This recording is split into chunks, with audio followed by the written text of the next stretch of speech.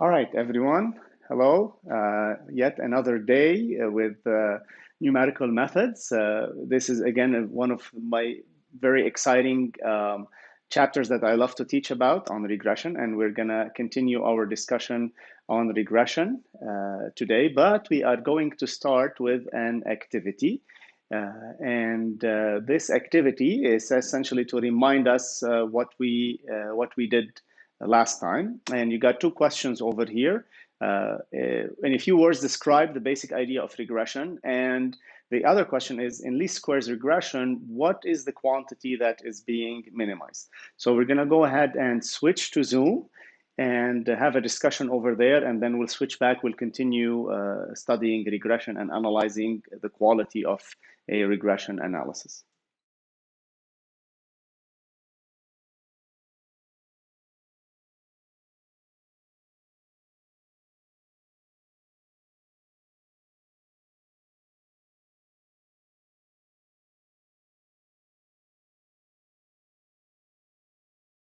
Quantity that is being minimized.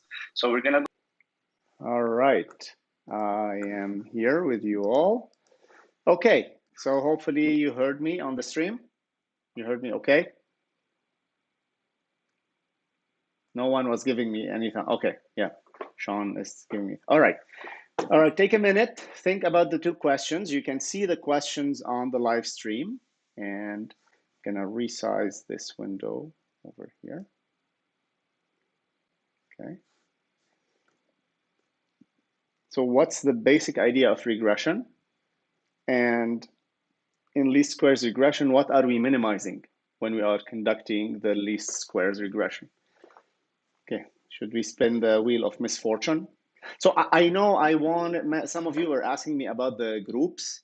Unfortunately, it's not gonna, it seems like there's gonna be even more time spent on assigning the groups, and then some of you were not able to log in properly in Zoom. It's just a big mess. It's delaying everything in the class. So I'd rather have the activities now sort of individually, and we have a discussion together.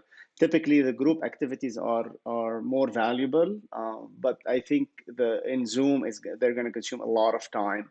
So let's just keep the activities to individual activities for the time being. And yeah, sorry about this group thing didn't work. All right, so I'm going to spin the wheel of misfortune. Okay, Jeremy. Let's see. Jeremy, are you with us? Jeremy, not with us today. Okay, let's see someone else. Natalie.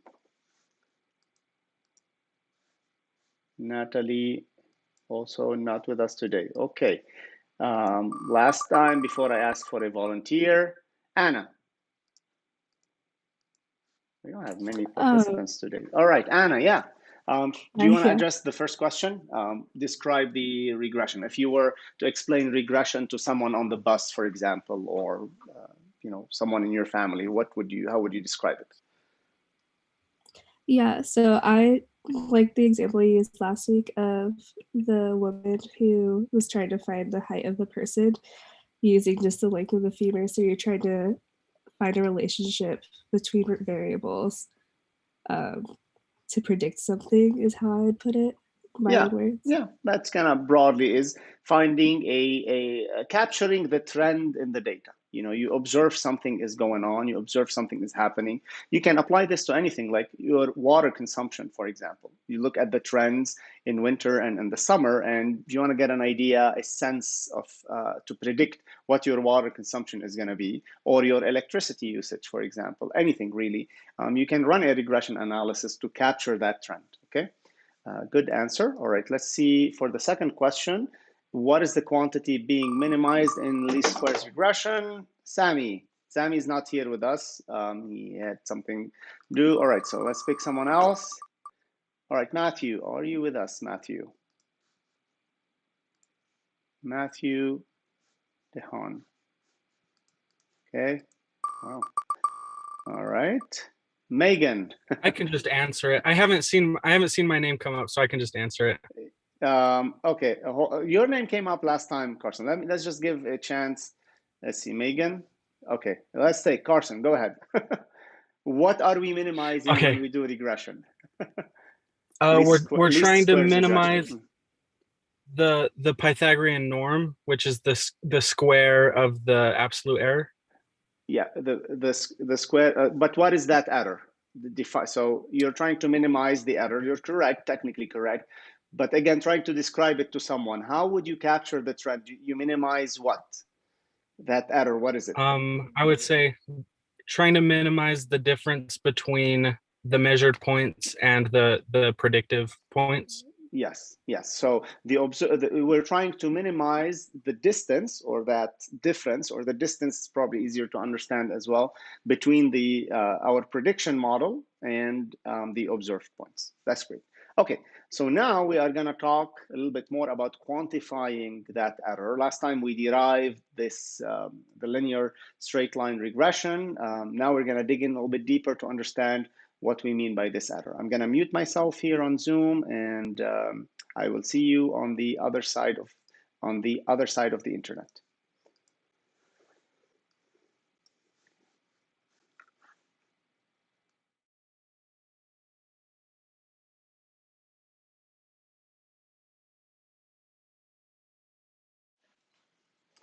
All right, so as we just discussed in class, the basic idea of regression was to capture the trend in a given set of data. And to do that, we to optimize that location of the curve that captures the trend, we minimize the distance between that curve that is going to do a prediction with the observed points. All right, now, next, before we proceed and apply regression analysis blindly and move forward, let's try to find a measure or quantify how well this regression fits the data or describes the data. And I'm going to call this chapter error analysis, but I'm going to have to go and discuss some basic statistics. I'm not going to call it statistics because I really don't touch on the great discipline of statistics. I'm just going to capture some ideas from statistics and discuss them over here. And I promise you to explain them to you in a manner that is very intuitive and that you're going to remember them for the rest of your lives, I hope. Or you could at least come back to these lectures and slides and try to understand how we explain them over here. And first, we're going to talk about what we call the standard deviation. Before we get there, I'm going to pose a problem to you. Consider some data, observed data, xi, yi, where both of these, the xi is essentially the independent variable, and yi is some dependent variable. So in our case, in our example, we looked at the femur length as the xi data, and yi is the person's height. This could be, for example, also your utility bill, for instance, your water bill or your electric bill, day, for example, water usage per day, or water usage versus temperature, whatever you want. Okay, so consider data like these, and this is the example of the data we described for the femur and the person's height. Now, my question to you is, if you're presented with data, forget about the femur height, etc., any data. If you're presented with any data, what is a simple metric, the most simple, in the absence of any information that you might have? What is the simplest metric that you can use to describe those data? To give you a hint, for example, let's say you are going to budget you're planning your budget for next month. I know all of you budget. So if you're planning your budget for dining out next month and you have data for how much you spent dining out the last 6 months, what number would you put for next month? Okay, so that's a hint about the quantity, the simplest quantity that can describe a set of data. I'm going to switch back to Zoom now. Please mute your YouTube, and I will see you on the other side.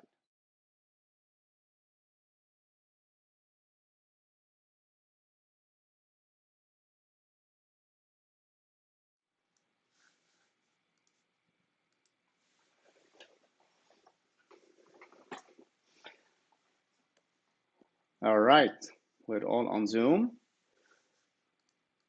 Okay, this shouldn't be really hard, so I'm going to spin the wheel.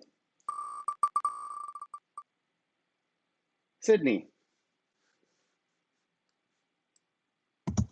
Sorry, I'm just reading the question. Let's at least one metric to describe this data. Do you want a few more seconds? Some more time? Yeah, sorry. I think you might just be behind a little bit. Okay. All right. Let's pick someone else. Kaya. Kaya, not with us today. Okay, one more person, and then I'll ask for a volunteer. Jenna Marsh. Yeah, I can answer. So I would probably just say take the average. Yeah, spot on.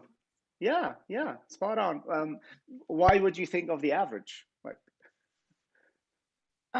well, I know what I've spent the last 6 months, and so I would say, well, the next month I'm probably going to spend about that. Yeah, so. and in general, that's correct. The simplest number you can use to describe data, the first thing that comes to mind is just an average. You know, you could say, take a population like our class, let's measure all your heights, and then take, hey, this class has an average height of 160 centimeters, for example. You know, people, on average, a person is going to have this kind of height. So that's correct. In the absence of any other information, the simplest number you can just use to describe data is the mean. Now, that's going to be really critical as we move on, and I'll explain this back on the other side of the internet. All right, see you there.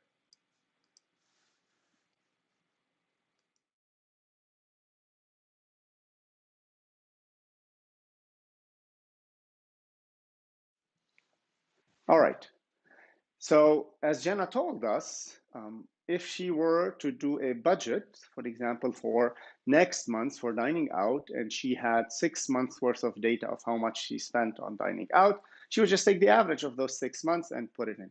And that's true really for any data that you have. The simplest measure that you can provide for a set of data or a sample of data is the average, which we call the mean. Okay, so the average or mean value is the simplest metric that you can get from a data set. And it is defined essentially by taking all the observed values and dividing them by the number of occurrence or the number of measurements you took. So again, the example of the budget, you took your dining out budget for 6 months, you add those up and divide them by 6. Right? So that gives you an average budget per month. And the same thing here for those data over here, the data for the femur and the person's height, the femur length versus person height. So we're measuring the person's height, right? On average, the simplest number you can provide is the mean. So in this case, we just sum up those y values, 163 plus 165, et cetera, and it just so happens that we have 10 data points over here, so we divide by 10 in the denominator, and you get on average the sample that we have observed. The sample of this data has a mean value of 167.8 centimeters in terms of height. So for all the people where we collected their femur length versus height, the average was 167.8 centimeters. And that's really great. Now, I want to take this one step further because my goal in the end is to contrast regression to just using the mean as a descriptor of data. So to do that, we first need to look at how the mean divides the data. So if you plot the mean value over here, it's this blue line, it clearly divides the data, some above it and some below it. Not necessarily by half, because that's not the median. The median would divide it by half, but the mean divides the data. There's some data above the mean and some data below the mean, and that's the natural variation in any sample that you collect. There's some above the mean, some below the mean. Okay. Now, this spread of the data is called the spread of the data, as expected. Okay. Now, each data point falls a certain distance from the mean. So you can't see my hand behind the slides, but you see these purple vertical bars. So each data point, yi, falls at a certain distance from the mean value. And we call this yi minus y bar. So you have y1 minus y bar, y2 minus y bar, etc. Y bar is a fixed value for the sample. Okay, it doesn't change. If you change the sample, y bar is going to change, but once you are working with a sample, y bar is not going to change. What's going to change is the yi's, right? So each point lies at a certain distance from the mean value. Now, the aggregate distance So if I want like a total distance of all of those, think about the iterative error that we did with iterative solvers, where we had like error 1, error 2, error 3, and so on and so forth. To combine all of those into like a single measure, we took the L2 norm, or the Pythagorean norm. We're going to do the same here to describe the average. My goal is to describe the average distance between the data points and the mean value. But first, to describe that average distance, I need an aggregate measure of all distances. And a simple thing like that is the Pythagorean norm, which is the summation of all of those distances squared. So you take the first distance, you square it, the second distance, you square it, and so on and so forth, and you add them all up. And that's given by this formula over here, sum yi minus y bar squared. So you get y1 minus y bar squared plus y2 minus y bar squared, and so on and so forth. Y bar is fixed. Again, don't forget that. Okay, so now I want to ask the question. We measured this, kind of gives us a sense of the total distance, okay, where we sum them all up. Now I'm going to ask you, given that total distance, this summation of yi minus y bar squared for the sample, for the data that we have, I want to measure an average distance from the mean. I just want to measure, on average, how are these data spread from the mean. So spend a minute, think about developing this formula. So I want you to take this measure over here. Think about the units too. So in this case, our yi is in centimeters, right? And now you took the square, that's centimeter squared, but I want an average distance in centimeter. Okay, I want it in terms of the original units. If you're thinking about your budget, for example, that's going to be in dollars, right? It needs to be in dollars. Okay, so I'll see you on Zoom. Don't forget to mute your YouTube. Okay.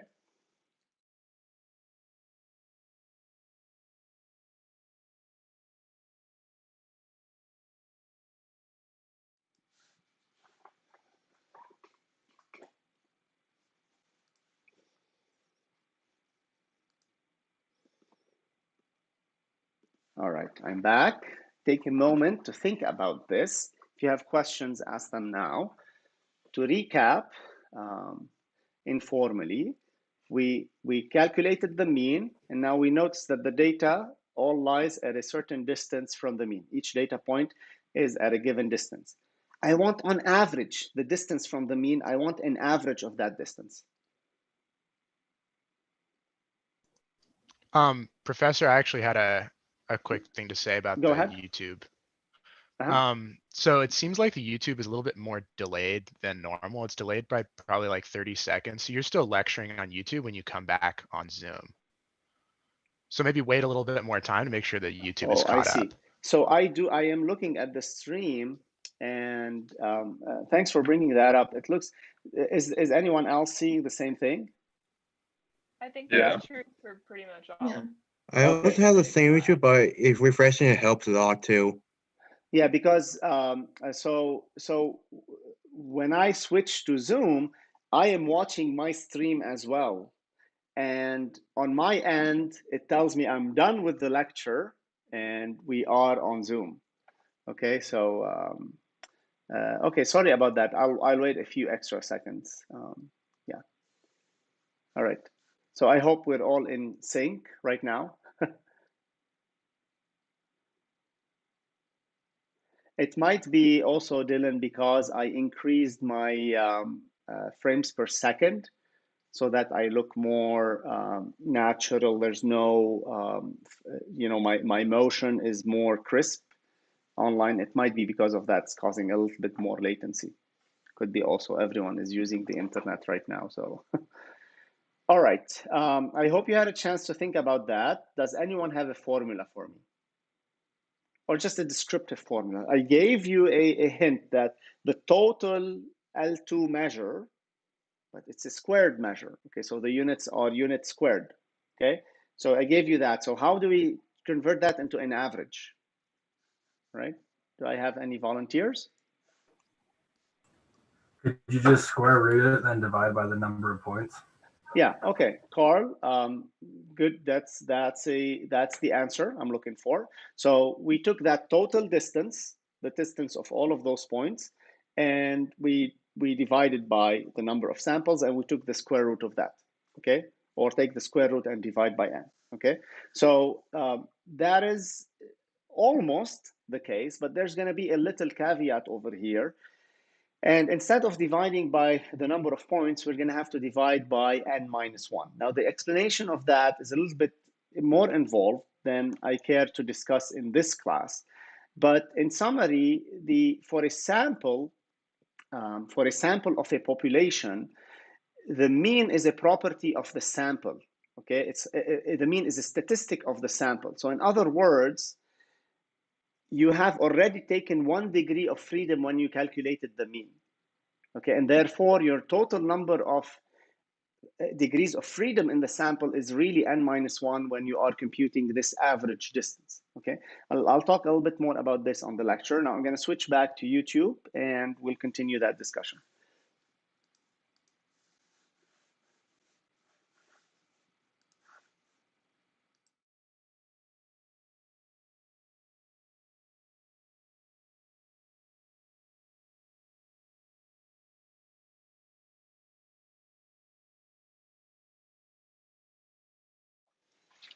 All right. So Carl told us that an average measure of the distance, all of those distances, okay, from the mean, an average measure would be to take this aggregate distance, okay, take the square root and divide it by the total number of points. I agree, but there's a slight caveat over here, okay? And that caveat is that we, instead of dividing by the total number of points, we need to divide by n minus 1. The explanations of this are beyond the scope of this course, but you should bear in mind in that for a sample statistic, the mean is a statistic of the sample. And therefore, this yi, once you've taken the mean, it's like you've knocked out 1 degree of freedom from the system. In other words, for a sample, if you knew the mean of the sample, one of the values is always can be determined by using the mean and all the other values, because the sum of yi minus y bar for all the points in the sample is identically 0. Okay, so if you knew y bar, you can always determine one last value using y bar and the other values, and therefore that knocks out our degrees of freedom by 1. So instead of using n points, we have to use n minus 1 points, okay? Now, you will see others use, you will see in certain cases the definition of this quantity with n, and I'll explain that in a second. That would be for a population. You'll learn more about this in statistics. But for the purposes of this course and for regression, we are dealing with samples, okay? And for a sample, this is this average distance. Now, guess what this quantity is? This quantity is called the standard deviation. You heard a lot about the standard deviation when talking about statistics, etc. It's just very simply the average distance of the data with respect to the mean. Okay. Now, for this situation, for this problem, if you calculate the standard deviation, you get 3.16 centimeters. So that's an average distance from the mean value. An average distance of the points from the mean value is 3.16 centimeters. Okay. And as you learn more about statistics, you will note that for a normal distribution, for normally distributed quantities, those are the normal distribution is very powerful distribution in statistics, and most things you measure in life are going to be normally distributed. That's why it's such an important distribution to study. You will note that about 68% of observations lie within one standard deviation from the mean. So when we are describing data, we give the mean and we say the standard deviation. That tells us immediately that for a normally distributed set of data, 68% of the observations lie within one standard deviation from the mean. So that's the mean plus one standard deviation or the mean minus one standard deviation. And then 95% of the data lie within 2 standard deviations. Okay, so that gives you this sense. Now, what's important now is to think about this standard deviation as simply an average distance of all the data with respect to the mean. Okay, now again, like I said, this n minus 1 could be confusing. As you study statistics, as you move on, for a population, the mean and the standard deviation are properties of the population. They're sort of fixed. They do not depend on how the population is changing. They're just fixed properties of the population. But from the population, you extract samples, right? So give you an example. Let's say you run a, I don't know, a pumpkin patch or a watermelon patch, like big farm of watermelon, and you want to run some properties about the number of seeds in your watermelons or in your pumpkins for some reason. Now, clearly, you can't go ahead and start chopping all the watermelons to get a sense of the average number of seeds and the standard deviation, right? Because otherwise, you will have no more pumpkins or watermelons to sell.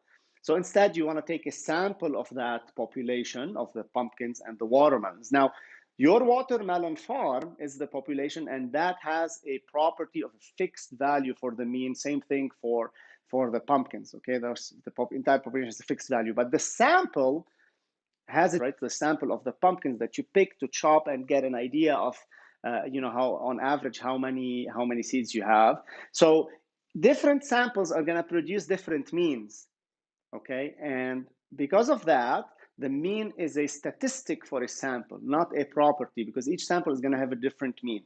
As you change the sample, the mean is going to change. And therefore, also, that's why the standard deviation is defined differently for the sample. You see the n minus 1.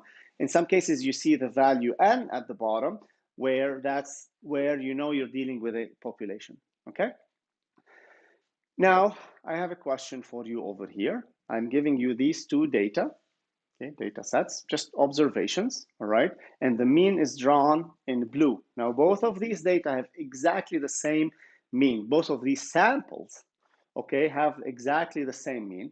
Now, which of these has a larger standard deviation or a larger average distance from the mean? I'll see you on Zoom.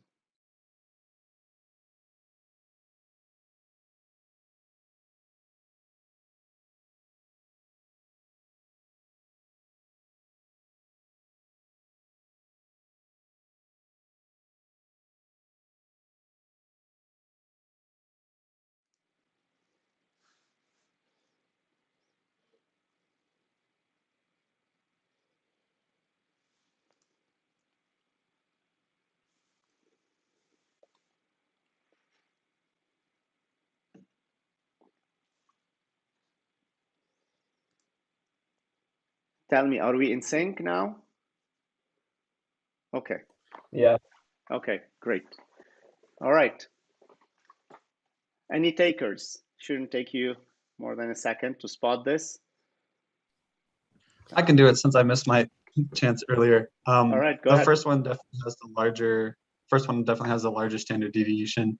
Yeah, so the one on the left of the slide, to your left, has the larger standard deviation, although both samples have the same mean, but the data is spread wider around the mean, okay? Okay, so now let me ask you this. You've probably heard or studied standard deviation and mean value, right? Does this explain, do you have now a different understanding of that based on what we just discussed? Do you have a more intuitive feel now of the standard deviation? I hope so. Okay, we're going to switch back to the live stream and continue now and apply the same principle to the to the regression. You see, I am after something here. I use the mean as the simplest description of data, and we define this average distance from that. In a sense, it's an error. If you can say that the standard deviation is an error of the data with respect to the mean value. If all the data lied kind of on the same value, right, they would all be equal to the mean. And you would say, wow, this is great. There's just like no spread of the data, right? So in a sense, the spread is also a measure of the error, if you want to call it error, right? So I'm going to now apply the same concept to the regression line and see how we can tie those two together.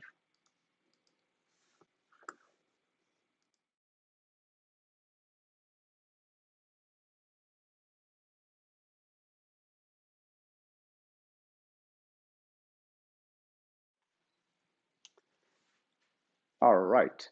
So now that we have discussed the standard deviation and what it means to us, it is time now to switch to the standard error. So now we're going to take the same idea of the spread around the mean, and we're going to apply the same concept, but we're going to look at the spread around the regression line, okay?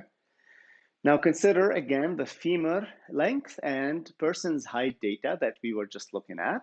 And remember last time we did linear regression, straight line regression on this data, and this is shown by this straight line over here. Okay, and our model curve looked like A0 plus A1x, and we said that when you apply this to the observations, you get A1xi plus A0, right, for each xi. Now the regression line, just like the mean, divides the data with data above it and data below it, however you want to define that, with data on one side and data on the other side. This is also called the spread of the data around the regression line.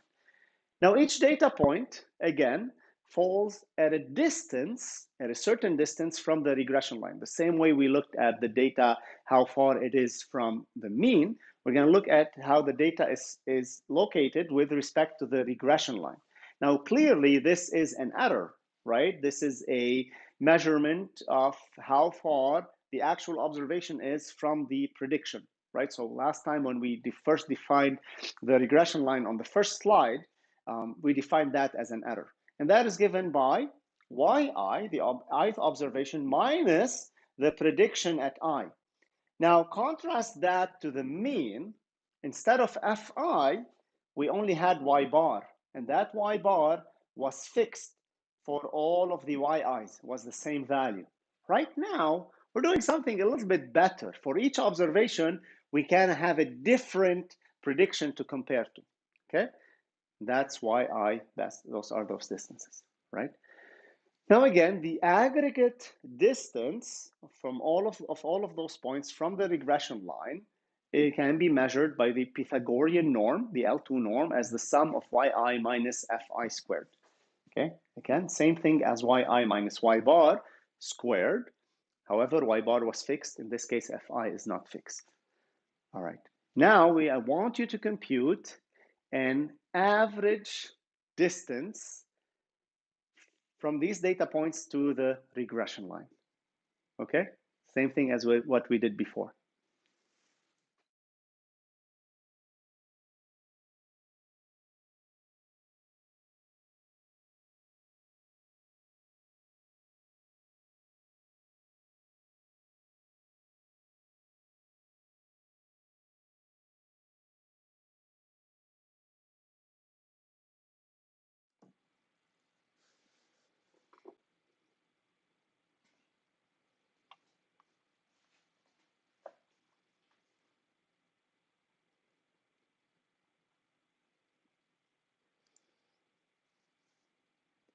All right.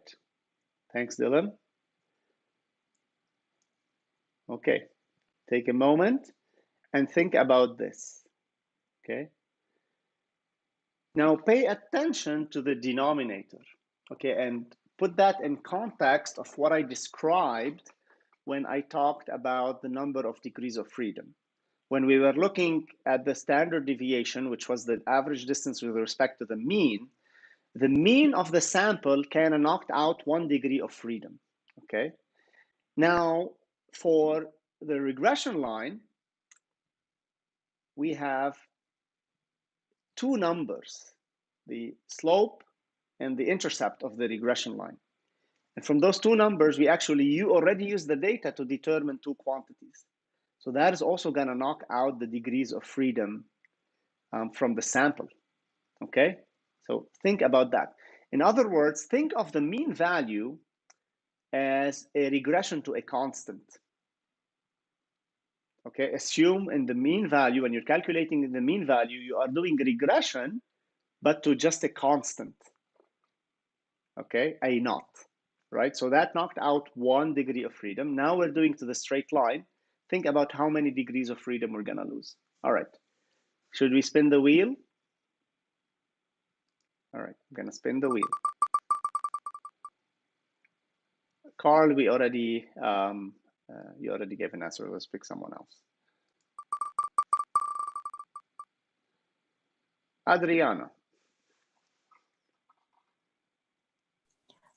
So I think it'll be like the square root of yi minus fi divided by n minus 2 for the 2 degrees of freedom. Yeah, so yi minus fi squared, right? Don't forget the square. Yi minus fi squared, okay, the square root of that over n minus 2. And that's correct. Now, the n minus 2, again, has to do with how many degrees of freedom, how many independent data points we still have in the data. When we built the regression line, we already used the data to determine A0 and A1. So that knocks out 2 properties of the data. We cannot use those. Now you can use n, it might not be a big deal, but strictly speaking and mathematically speaking, this needs to be n minus 2, okay? And as we will learn later when we do higher order regression, that number 2 is gonna depend on how many parameters are in the regression line. To simplify things, think about the mean, and you were convinced, I hope, that with the mean we used n minus 1 because the mean, one value can always be determined from the mean, so that knocks out 1 degree. Think of the mean as simply regression to a constant, okay? Regression to a constant with 1 degree of freedom, A0, okay? When we go to a straight line, we have to use 2 degrees of freedom, A0 and A1, okay? So let's switch back to the lecture.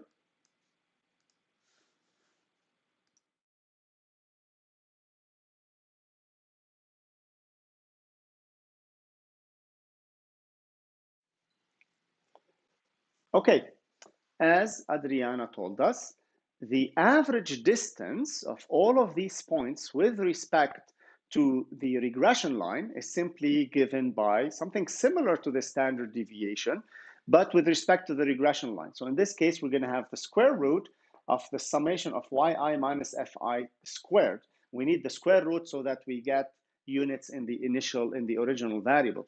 Now we divide that by n minus 2, and that 2 comes from the fact that for a straight line, we already used the information to determine the sample data to determine 2 degrees of freedom. So that knocks out 2 values, really 2 independent values from our data. Okay, so strictly speaking, this needs to be n minus 2. And that defines, in a sense, the standard deviation with respect to the line. We're gonna call that the standard error. It's really nothing more than, how I like to think about it, it's just simply the equivalent of the standard deviation with respect to the regression curve that we are using. Okay, it measures the average distance of the data with respect to the regression curve. All right, and pictorially, it looks like, these 2 dotted lines over there, right? It's a fixed value. That standard error is a fixed value, measures the average distance from that regression line, okay? Now, when you take this, again, the same thing applies. For normally distributed data, 68% of the data lie within the standard error of the model fit, and 95% lie within 2 standard errors of the model fit, okay?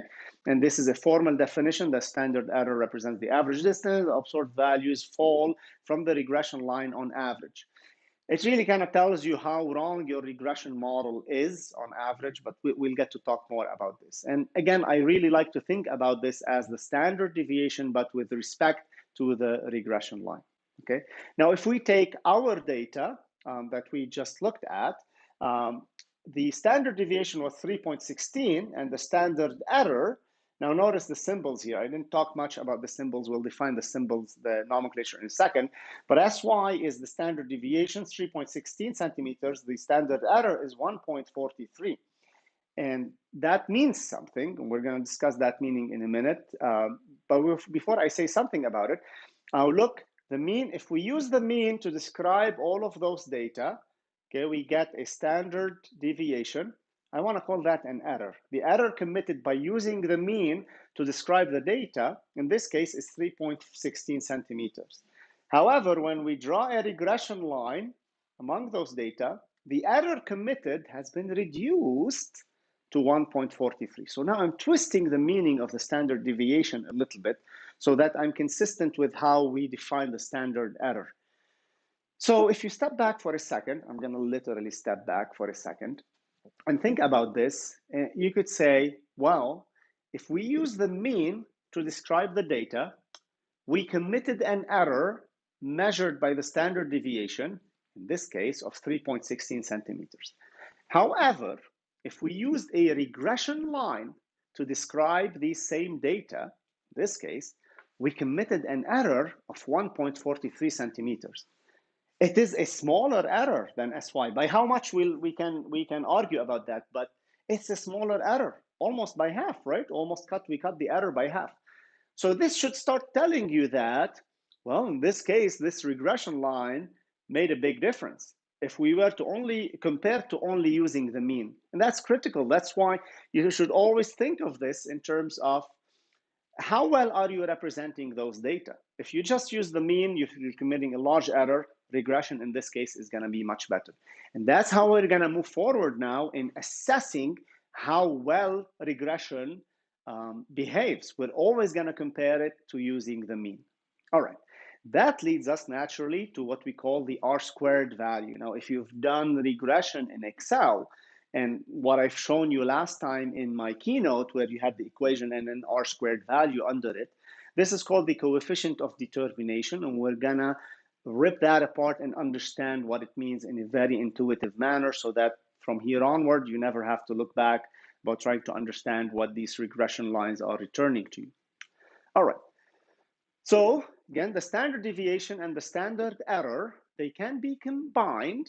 They are the same measure, but with respect to different things. That's how I like to think about it. The standard deviation is simply the error with respect to the mean, and the standard error is the error with respect to the regression line. Average distance with respect to the mean, average distance with respect to the regression line.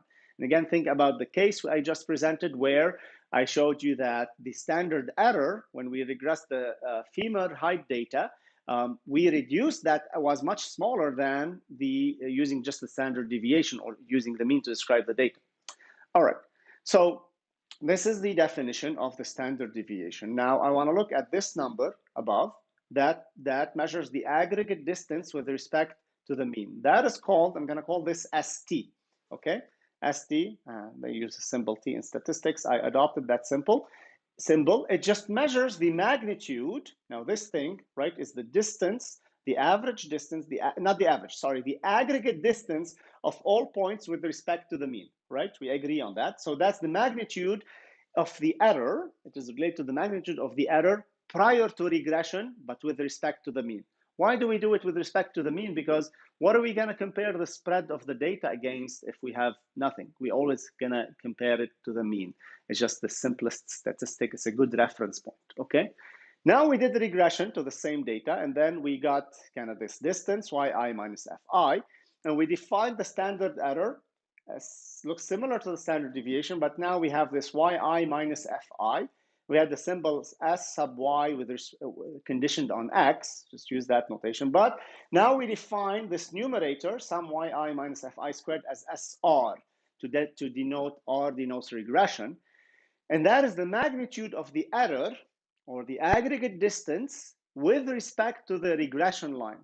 Okay, so in other words, this characterizes how much error we have left. If the regression line went through each and every point, then that SR would be 0, correct? Be 0.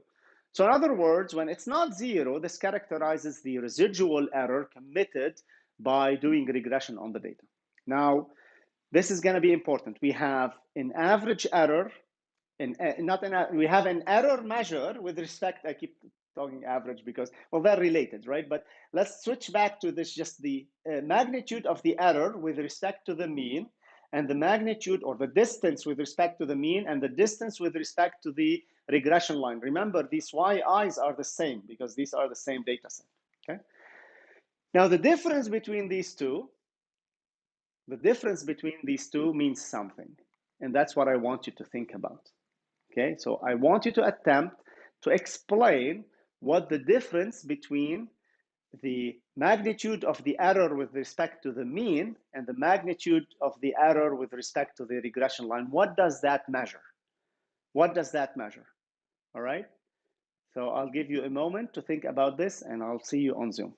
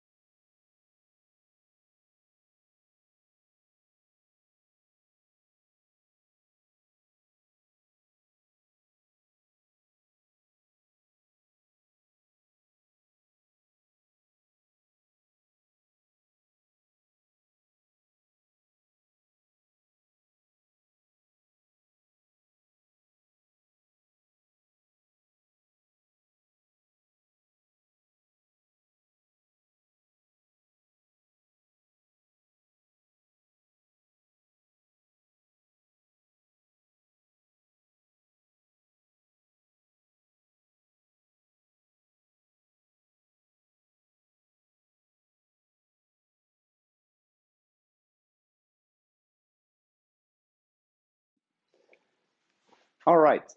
So as we just discussed, this difference between the standard deviation or the magnitude of the error with respect to the mean and the magnitude of the error with respect to the regression, that difference tells us by how much we improved or we lost when we went from describing the data using the mean and describing the data using the regression line. Again, the question here is, how can we tell that our regression is doing a good job? We can measure the standard error that gives us the average distance with respect to the straight line, to the curve, to the regression curve. But still, it doesn't tell us, it's just a number. We need to take a relative value, somehow like a relative a distance, like you compare it to a reference. And that reference turns out to be the mean. It's because the mean is the simplest statistic we can describe given a set of data in the absence of anything. So if we hold the mean as our reference, the standard deviation or the magnitude, the numerator in that standard deviation gives us the aggregate distance from the mean. Then we do a regression. By how much did that value change? Remember, the standard error is just the other face of standard deviation. It is the standard deviation with respect to the regression line. All right. So that difference, ST minus SR, ST is related to the mean, to just the data with the mean, and SR is related to the standard error with respect to the regression line. So that difference quantifies the improvement, right? So if SR or the regression standard error is almost the same as the regression standard deviation or the numerator in that, then we didn't do much, and we didn't make much improvement, right? It was not worth it to do a regression. Take the example of the femur height and the height and the femur length. If the standard deviation was 3.16 and the standard error was like 3.1 or 3.2, it was not worth it doing regression. We didn't improve anything, right? But if the standard error or the numerator, SR, is much less than ST, then we made a significant improvement. So in fact, in the example we gave with the femur and the person's height, our actual standard error was 1.46 compared to 3.16 for the standard deviation. And that's a significant improvement, almost cut by half, right? So we know that, yes, this regression is representing the data better because there is less spread of the data around that representation of the regression, okay? All right, now, because these quantities are still 1.46 and 3.16, these quantities are scale dependent, right? So, just giving a nominal value is not really descriptive. So we need a sense of relative error. So all we do is then define a relative improvement of regression, which is ST minus SR, that's the numerator and the standard deviation, minus the numerator and the regression and the standard error over the numerator in the mean. So we make everything with respect to the reference mean value, and we call this R squared. That's our coefficient of determination. That's what you see. That's the value that you see. Okay, so now let's see if we have good regression or bad regression, what is going to be the value of R squared? Okay, so you've probably seen that if R squared is 1, then you have a good fit. If R squared is closer to 0, then you have a bad fit. Now you can interpret this by looking at these distances, by how much improvement we made with respect to the mean. So if SR is close to ST, that means we did not make any improvement, correct? If after the regression, the standard error or the standard deviation after the regression didn't change much, then regression was useless. And therefore, this numerator will be very close to 0, and therefore R squared will be close to 0. So that's a bad fit. Now, on the other hand, if our regression did a good job, then SR, or the distance with respect to the regression, is going to be much smaller than the distance with respect to the mean. So therefore, this numerator is almost ST. It doesn't change. So then the ratio would be close to 1. And that's why you say when R squared is close to 0, you have a bad fit. And when R squared is close to 1, you have a really good fit. Now, you need to be very suspicious if R squared is exactly 1. That's cooked data, all right? That's unrealistic, okay? You can see this in made up problems that I might make in class or in homework. But in real life, if you get data with a perfect fit, you can tell that the books were cooked. Okay. All right. So now I'm going to ask you, without doing any calculations, okay, look at the data given above. Okay, this could be some budget or some numbers. Okay, now I want you to draw a regression line, and I want you to draw the mean. Okay, draw the regression line, draw the mean among those data, and compare ST and SR. ST and SR, just think of the distance, okay, between the line or the regression, the mean with the data, and then estimate the R-squared value. I don't want you to punch a single number. No calculations needed. All right, I'll see you on Zoom.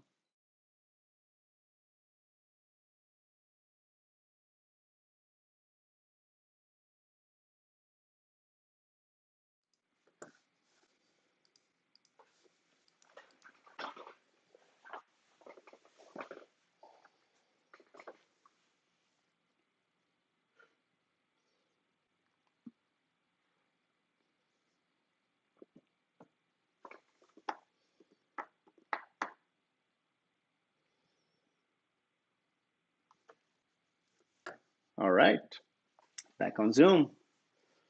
Take a moment to think about this.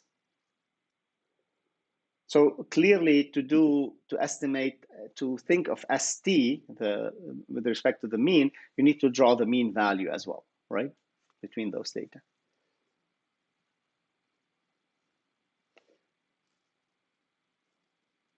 All right, let's start with the first one.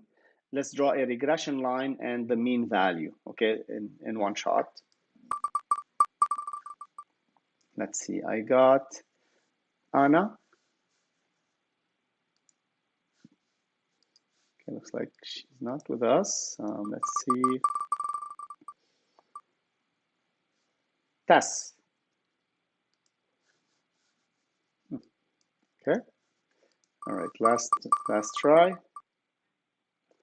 Sophia, I remember seeing you early on. Okay, Sophia, are you with us?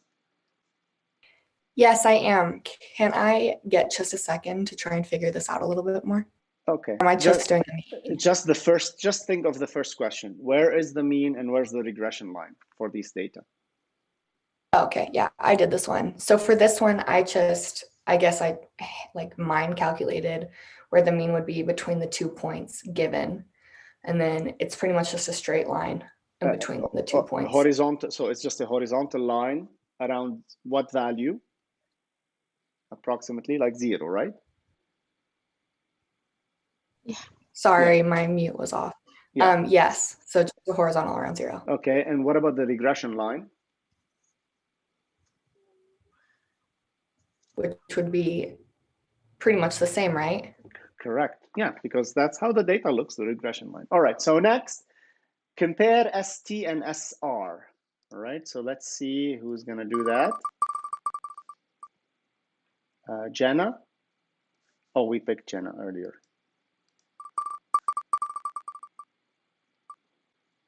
Oh, Jenna. That's a bad random name generator. I got Jenna again. All right, Matthew, we not here. No, Matthew is here, but we picked him earlier. Sorry. Okay. Hayden. Hayden is usually with us. Yeah. All right.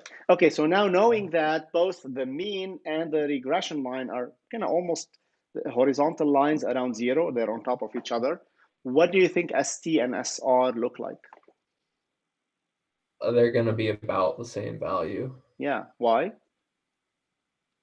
Because they're both of the, since the regression's almost a straight line along the mean, they're just gonna, it's gonna be the same distance. Exactly. The same yes, distance. That's what I want you to use. The distance from the data to the mean is going to be the same, almost the same as the distance from the data to the regression line, because the regression line is right on top of the mean. All right. So with that, what do you think the R-squared value is going to be? Let's see. Okay, Hayden, you want to take it? Sure, I can. the R square value would be pretty close to 0 then. Yeah. Yeah, because it's a bad fit. We didn't improve on the mean at all. We made absolutely no improvement on the mean. That's absolutely correct. Okay, and that's what you will see over here, is that if I draw, okay, I should switch back. I'm doing this on YouTube now. I should switch back to YouTube. I'll see you on the other side, okay?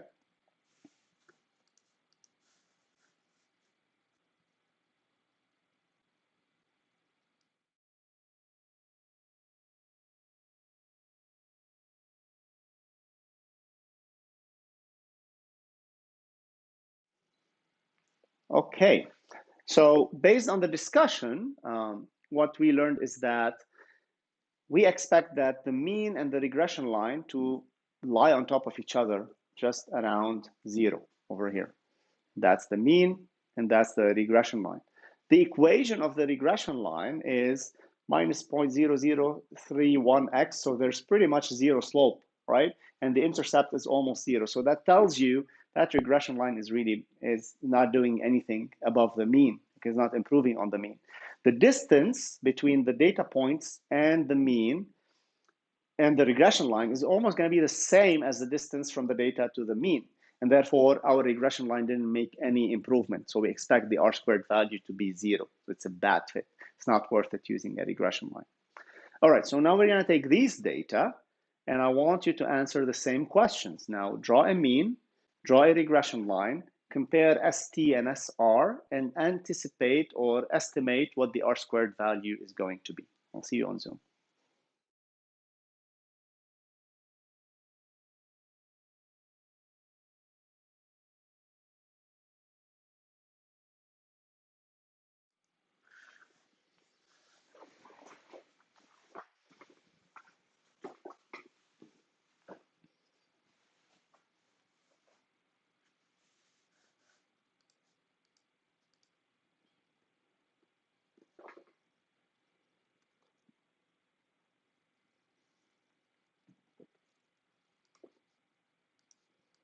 All right, I'm here. I need to remember to drink water.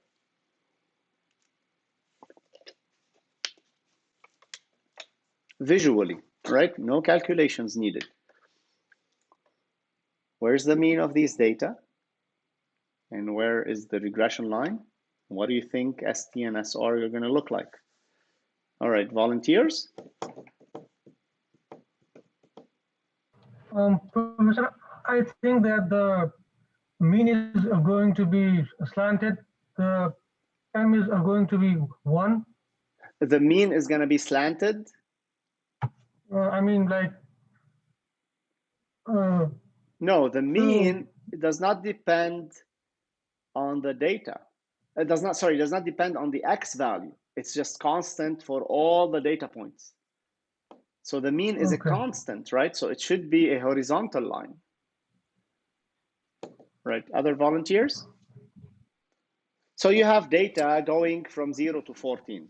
You have, what is the average of 1, 2, 3, 4, 5, 6, 1 plus 2 plus 1, 2, 3, 4, 5, 6, 7, 8, 9 to 14? What's the average of that? Our average should be a horizontal line at 7. At 7, yes, exactly. Yep, almost at 7, right? This is Victorian. So then what about, yes, no, you're right, Sarah. So what about the regression line, Sarah? What do you think the regression line is going to be? Yeah, so it's going to be a horizontal line, or excuse me, a line at a slant beginning at 0, going up to 14. Yeah, so that's correct. Okay. ST value then. Okay, I'm not going to let you take that one. You already took so much. All right, let's. All right, someone else. So now we agree that the mean value is just this horizontal line around 7. And the regression line, if we do a good regression, if we implement it correctly, is going to be a straight line going through the data at about an angle, maybe, I don't know what the angle is, 45 degrees, going from 0 to 14. So what do you think ST and SR are going to be comparatively? I think comparatively, SR will be very small and ST will be very large. Yeah, that's correct. Why SR? Why So SR, again, to remember, SR is the average distance of the data points from the regression line. Okay. Now, why do you think SR is gonna be so small compared to ST, Dylan? Well, because you can see the data points are roughly just in a straight line. Yes. So the distance between that and the regression is going to be pretty small. Yes, that's correct. So when you look at the data, you see a trend. It looks like a straight line. So definitely a straight line is going to do a much better job, at approximating the data. So the distance from those data to the regression line is going to be much smaller than the distance of those data to the mean. Remember, when you do the mean at 7, that's going to be a mean, right? The distance is going to be really mean. It's going to be huge, right? And that's correct. So that leads us to the R squared value, and you already guessed it, is going to be almost 1, okay? And that is correct. It's almost going to be 1, and I'll show this on the YouTube, okay? Good job, guys. Good job.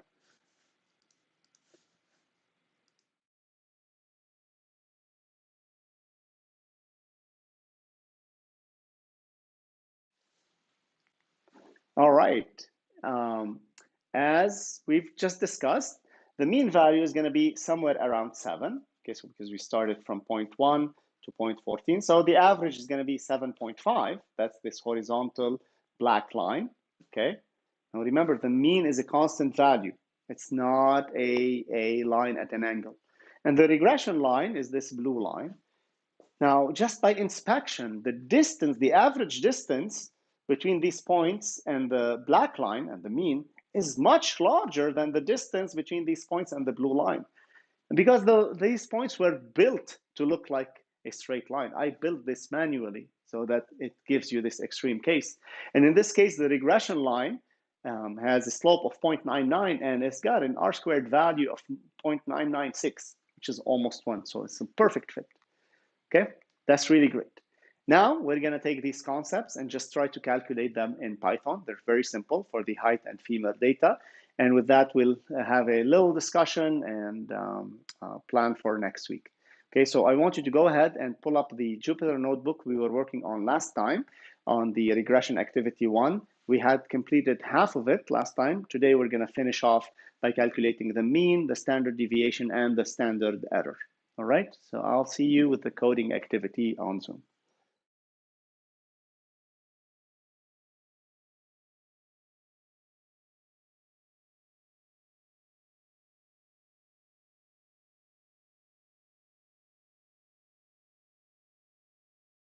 Right, everyone, as I get set up, I am gonna share my screen over here on Zoom.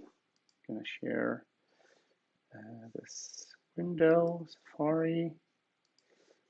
So go ahead and open up your height versus femur activity notebook.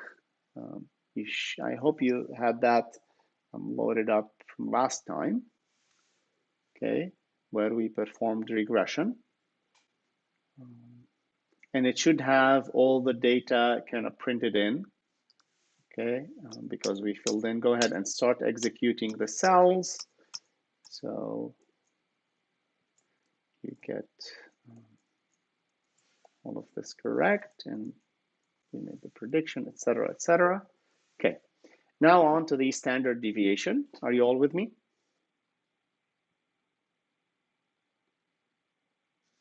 Yeah? Okay, excellent. All right, so in the first cell, we want to calculate the standard deviation. To do the standard deviation of this sample, we need the y bar, all right? And this is the formula for the standard deviation. Eventually, we'll get you to get all of those data using built-in Python tools. But I want you to at least be able to attempt to do this calculation by hand once, because it enforces the idea that this is just an average distance, okay? So I want to calculate the standard deviation. You need y bar, which is the mean value. You need the entire data, which you already have, and you need the number of data points minus 1. So go ahead and do that. Try to fill in the blanks over here.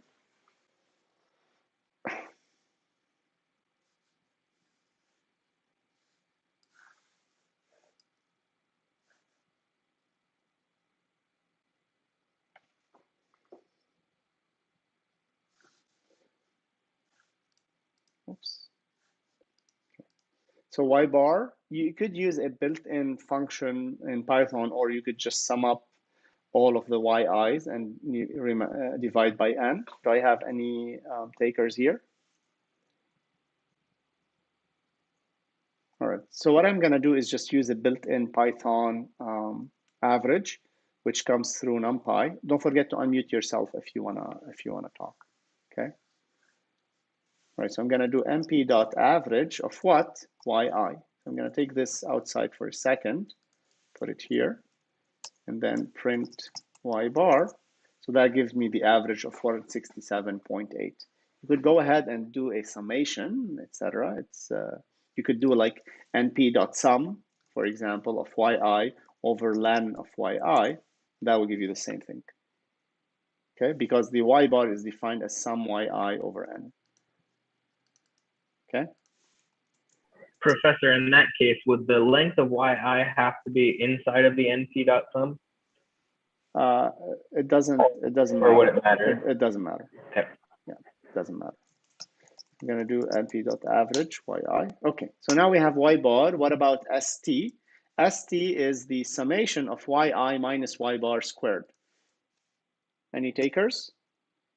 So remember np.sum, we learned that last time. Come on. Would it just be yi minus y bar squared? Correct. Okay, so let me measure st independently. Print st is 109.6, just a number, right? Finally, sy. Abby, do you want to take this? Yeah, so it would be yi minus whatever we had for our regression. So remember this formula, sy is the square root of st over n minus 1, right? And we just calculated st. So all you need is a square root. Oh, sy. Okay, yeah. Square root of st divided by n minus 1, which is a len. Yeah. So we can define n if you want over here. N is len yi, okay? And then we just do over st over n minus 1, okay? And sy is 3.48, 3.5 centimeters, okay? That is the standard deviation with respect to the sample mean. All right, now we're gonna do the standard error, okay? Now the standard error, instead, this is the same calculation, but instead of y bar, we have an fi, which is the evaluation of the regressed line, okay, at the, which is the evaluation of the regressed line at each and every point xi, right? Now remember, last time we created a function for the regression called y model. Remember that? Define y model x. That's your fi, really. Okay? Does anyone want to put something here? So fi is our regression formula applied at all the xi values. It is an array of values, really, if you think about it. Any thoughts? Just say something, throw in something. We need this fi to plug it in. Yes. Yeah, so you can just do the y underscore model of x sub I. Correct. And that should Thank you, Porter. Okay. So y model, y model of xi. Okay, I'm going to take this out of the cell, put it in its own cell. So Porter is saying your fi, or just this list of values, fi, right? They're just a list of values. Remember, Python is so cool because you can take the difference between two arrays. So really, all you have to do is to think of this as how you would do it for a single value, and then you can do it for an array. So don't be confused by the yi or the fi, by the I.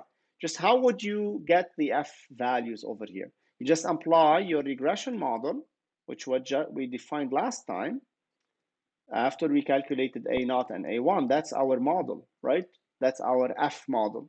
When we evaluate that at all the input values, is going to give us our fi values, right? And that's exactly it. So if I print fi, it's going to give me a bunch of values. The first one is y model evaluated at x0, and then y model evaluated at x1, y model evaluated at x2, and so on and so forth. So that all of those, they give me a collection of values, which is our data points at the predicted data points at the input x values, okay? F at xi. Any concerns here? Now the rest is simple. Porter, do you want to finish this off? So SR. Oh, sorry. Yeah. Yeah. So then SR just be np.sum of yi minus fi squared. Correct. And then syx is just the square root of SR divided by the length of fi minus 2. Correct. Or length of yi or length of xi. And that gives you the standard error. Okay.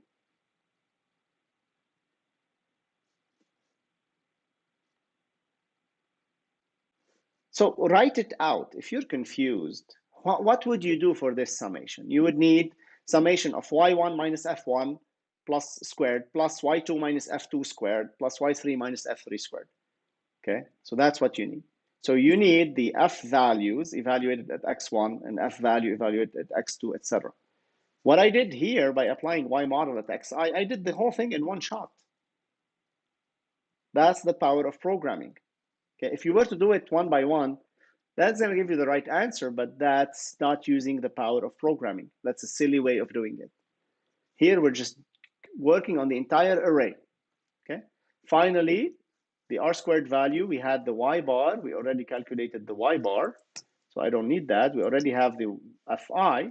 So all I need to do is simply calculate the r squared value as, well, really as 1 minus st over, 1 minus sr over st, as was described in the formula.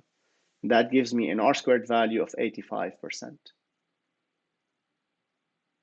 So you could compute the r squared value in one shot by doing this formula over here, this expanded formula, or you can do st and sr individually. All right. Okay. So I'm going to stop the share and we're going to just chat a little bit as we plan for next week. I'm going to go ahead and stop the stream. Hey, Professor, can you actually share your screen again and walk us through how you would go about doing it? So what the r squared equals 1 minus the summation. Will you walk us through that way real quick? 1 second. Yeah. Where is it? Okay. Whoops, not this one. I'm sharing, keep sharing the wrong window. Sorry.